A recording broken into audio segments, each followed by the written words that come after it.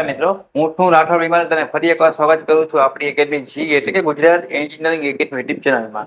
આયો બધા મજામાં હશો.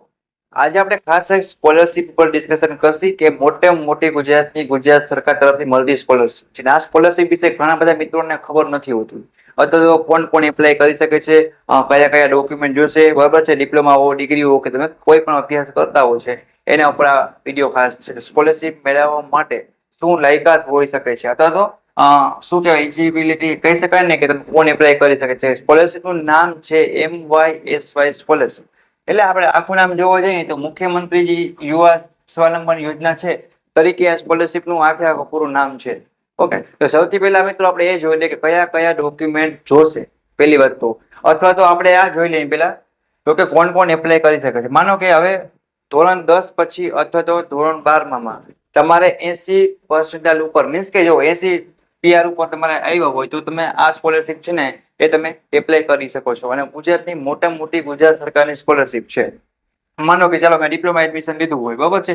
આ પહેલી દિન આપણે સમજીએ તો તમારે ધોરણ 10 ની અંદર 80 મીન્સ પર્સન્ટાઇલ હોવા જોઈએ, 80 ઉપર અથવા 80. પછી બીજી વાત કરીએ, માનો કે મેં 12 પછી કર્યું અથવા 12મું કર્યું, સાયન્સ કર્યું, કોમર્સ કર્યું કે કંઈ પણ કર્યું, આર્ટ્સ કર્યું, કંઈ પણ કર્યું, તો એમાં તમે એન્જિનિયરિંગ એડમિશન લીધું હોય, બીકોમ કર્યું હોય, BCA કર્યું હોય, BBA કર્યું, ફાર્મસી કર્યું, કંઈ પણ કર્યું હોય, તો તમારે 12માની માર્કશીટમાં પર્સન્ટાઇલ કેટલા હોવો જોઈએ? 80 ઉપર હોવો જોઈએ ટૂંકમાં. અહીંયા પછી 10માં નહીં હાલે. ધોરણ 10 પછી એડમિશન લીધું હોય ને અહીંયા તમારે 10માં નહીં હાલે, જેમાં ડિપ્લોમા છે એ વગેરે કોર્સ આવતા હોય એમાં. પણ 12 પછી જે મિત્રો કરે છે એના માટે એ વસ્તુ ખાસ ધ્યાન રાખવાની છે. અને ધોરણ 12માં વાત કરીએ, કોઈ સાયન્સ રાખ્યું હોય તો એમાં 3 કેટેગરી આવતી હોય છે, બરાબર છે. એમાં તમારે કોઈ પણ ગુજરાત બોર્ડમાંથી 80 ઉપર હોવા જોઈએ. રેડી? એ એક વસ્તુ ક્લિયર થઈ ગઈ. અને આ એક વસ્તુ જે MBBS કરતા હોય એના માટે 80% કે પર્સન્ટાઇલ કે એવું કોઈ માયને નથી. ખાલી આવક છે ને એ 6 લાખથી ઓછી હોવી જોઈએ. અને 6 લાખથી ઓછી આવક છે એ બધા ક્રાઇટેરિયા માટે લાગુ પડે છે. એવું નથી ખાલી MBBS માટે જ છે. MBBS માં કોઈ અભ્યાસ કરતા હોય ને એમાં સ્કોલરશિપ મેળવવી હોય તો એ મિત્રોને શું છે કે ખાલી છે ને 6 લાખથી પોતાની આવક છે, પપ્પાના આવકના દાખલામાં 6 લાખથી ઓછી હોય તો એપ્લાય કરી શકે. પછી ભલે એને 70 આવ્યો હોય તો પણ. ઓકે, એટલે એ ખાસ ધ્યાન જો ફેમિલી ઇન્કમ છે 6 લાખથી ઓછી હોવી જોઈએ. આ તમારું થઈ ગયું કે કોણ એપ્લાય કરી શકે. બાબતે સૌથી પહેલા તો 80% મીન્સ કે હોય એ જ મિત્રો આ સ્કોલરશિપ છે એપ્લાય કરી શકશે. ડિપ્લોમા અભ્યાસ કરતા હો, ડિગ્રી, ફાર્મસી હો, BCA, BCom કે BBA કાંઈ પણ તમે અભ્યાસ કરતા હો, બરાબર. હવે એ વાત ક્લિયર થઈ ગઈ છે. કોઈને ન સમજાય તો મને કોમેન્ટ કરીને પૂછી લેવાનું છે. બીજા નંબરનું છે કે રિક્વાયર્ડ ડોક્યુમેન્ટ કે MYS ની સ્કોલરશિપ ભરવા માટે કયા કયા ડોક્યુમેન્ટ જોશે. હવે એ કોઈને ખબર હોતી નથી. ઘણી વાર એવું બને કે આપણે 80 શું 90 આજુબાજુ પર્સન્ટાઇલ વગેરે બધું હોય, બરાબર છે. પણ આપણે ખબર જ ના ડોક્યુમેન્ટ શું છે, અથવા તો અધૂરા ડોક્યુમેન્ટના કારણે આપણે સારામાં સારી મોટી સ્કોલરશિપ છે એ નથી ભરી શકતા. ડિપ્લોમા ઘણા મિત્રો છે એ રહી છે. અમારી એક યુટ્યુબ ચેનલ છે, મોસ્ટ ઓફ બધા ડિપ્લોમા, ડિગ્રી, એન્જિનિયરિંગ મિત્રો હોય તો એ લોકો MYS ની સ્કોલરશિપ ભરતા જ નથી. તો એને ડોક્યુમેન્ટ ખબર નથી હોતી કારણે શું થાય તો કે મિસ થઈ જતો હોય છે. તો કઈ વાંધો નહીં. જો પેલો ડોક્યુમેન્ટ શું છે, આધાર કાર્ડ. ખાસ ધ્યાનથી સાંભળજો, નોટ કરવું તો કરી લ્યો, સ્ક્રીનશોટ પાડવો તો પાડી લ્યો, જે અનુકૂળ આવે એ કરી લ્યો.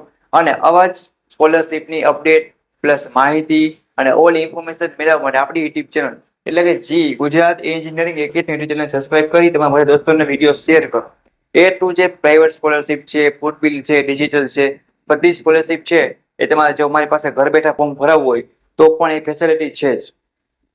હેઠે આપેલા નંબર, ડિસ્ક્રિપ્શનમાં આપેલા નંબર પર મેસેજ કરીને તમે કોઈ પણ સ્કોલરશિપ ભરાવી શકશો. ડિજિટલ છે, ફૂડ બિલ છે, પોસ્ટ મેટ્રિક છે, PMSSB છે, કોઈ પણ સ્કોલરશિપ પ્રાઇવેટ છે, ગવર્મેન્ટ છે, મુખ્યમંત્રી હોય, CMSS વાળી છે, એ પણ એની સ્કોલરશિપ કોઈ પણ તમારે ખુદને ભરવી હોય તો પણ તમે ભરી શકો છો. વિડીયો પણ આપણી ચેનલ પર પ્લેલિસ્ટ પણ બનાવેલ છે.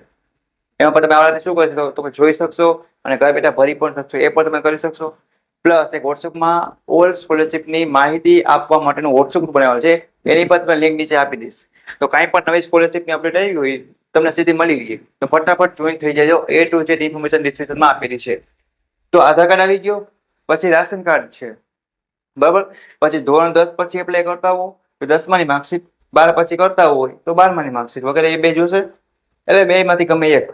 ડિપ્લોમા હોય તો ધોરણ 10 લાગુ પડે, ડિગ્રીમાં હોય તો એને 12 લાગુ પડે, તો ખબર જ છે. મીન્સ કે ડિગ્રીમાં એન્જિનિયરિંગ પછી હોય કે તમારે જે અનુકૂળ હોય એ પ્રમાણે, બાકી એપ્લાય બે કરી શકો. પછી ડિપ્લોમા તો ડિગ્રીમાં એડમિશન લીધું હોય તો શું હોય તો કે એડમિશન લેટર હોય, એ ખાસ જોશે. જો એટલે બધાને કહેતો કે એડમિશન લેટર છે ને એ હાથ રાખજો ડિપ્લોમા ડિગ્રી વાળા એન્જિનિયરિંગ ના મિત્રો, તો એ એક જોશે. પછી તમારે ટ્યુશન ફીસ ની રિસિપ્ટ છે એ જોશે, બરાબર છે. અથવા કોલેજમાં ફી ભરતા હોય કે તમે, જો એવું નથી ગવર્મેન્ટ કોલેજમાં અભ્યાસ કરતા હોય એ જ ભરી શકે, પ્રાઇવેટ છે, સેલ્ફ ફાઇનાન્સ છે, કોઈ પણ વિદ્યાર્થી છે એ ભરી શકે. પણ ટ્યુશન ફીસની રિસિપ્ટ અથવા તો ફી ભરી હોય કોલેજમાં એની ઓરિજિનલ રિસિપ્ટ જોશે. તો આ ખાસ એક પોઈન્ટ ધ્યાનમાં રાખજો. સેલ્ફ ડિક્લેરેશન પણ જોશે. પછી આવકનો દાખલો 6 લાખથી ઓછી ઇન્કમ ધરાવતા હોય એ જ એપ્લાય કરી શકશે. એટલે આ એક તમારા પપ્પાનો આવશે. જે કોલેજમાં એડમિશન લીધેલ હોય અહીંયા સંસ્થાના આચાર્ય એટલે કે પ્રિન્સિપાલના શું કીધું જો અહીંયા કે લેટર સર્ટિફિકેટ હોય ને આખું ફોર્મેટ પોતે આપતા હોય, તમે સરને કહો ને કે તમે આખી દીધી સહી સિક્કા વાળું છે એ સર્ટિફિકેટ જોશે ઓરિજિનલ. હોસ્ટેલમાં રહેતા હોય તો મેસ હોય, જમતા હોય તો ફૂડ બિલ કે જે તમે જમતા હોય એની બિલ હોય એની રિસિપ્ટ, એટલે કે મેં લખ્યું છે મેસ ફીસ રિસિપ્ટ અથવા શું કીધું કે ભાડા કરાર, આ એક જોશે ઓરિજિનલ. પછી તમારી પોતાની ફર્સ્ટ પેજ ઓફ પાસબુક, બેંકની પાસબુક. આટલા ડોક્યુમેન્ટ છે તમારે એમ1 સ્કોલરશીપમાં મોસ્ટ ઓફ આટલા છે, બધા કવર થઈ જતા હોય છે. આટલા હોય છે તમારું કાંઈ પણ કામ અટકતું નથી. પ્લસ તમારું આધાર કાર્ડ છે એ બેંક વાળા લિંક રાખો, બરાબર છે. મોબાઈલ નંબર છે એ લિંક રાખો.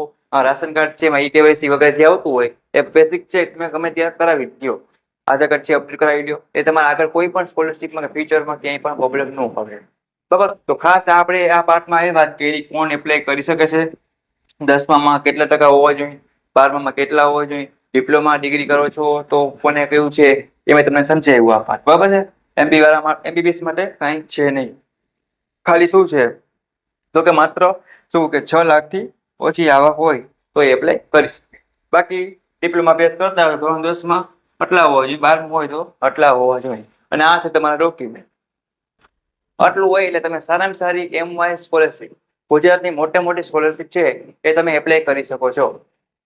હવે કોઈને કઈ ન સમજાણું વિડીયોમાં તો ચોક્કસપણે મને નીચે કોમેન્ટ કરજો અને તમારા બધા દોસ્તોને આ વિડીયો ખાસપણે શેર કરજો.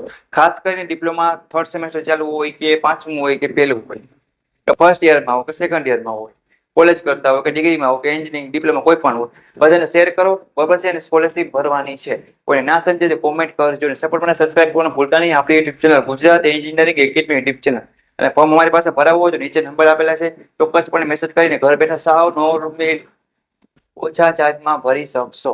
એ પણ ટેન્શન નથી. તમારે ભરવું હોય તો વિડીયો પણ આપણી ચેનલ ઉપર છે, પ્લેલિસ્ટ બનાવેલી છે એમાં. ઓકે, તો આ બધા આખો એમ1 સ્કોલરશીપનો વિડીયો છે. એક સાઈડ કોણ એપ્લાય કરી શકે, શું ડોક્યુમેન્ટ જોશે, બધું તમને મસ્ત સારી રીતે સમજાવ્યું છે. તો એપ્લાય કરી દો, બરાબર છે. કોઈને ન સમજે તો કોમેન્ટ કરજો. Thank you for watching Gujarat engineering academy YouTube channel. Okay, by.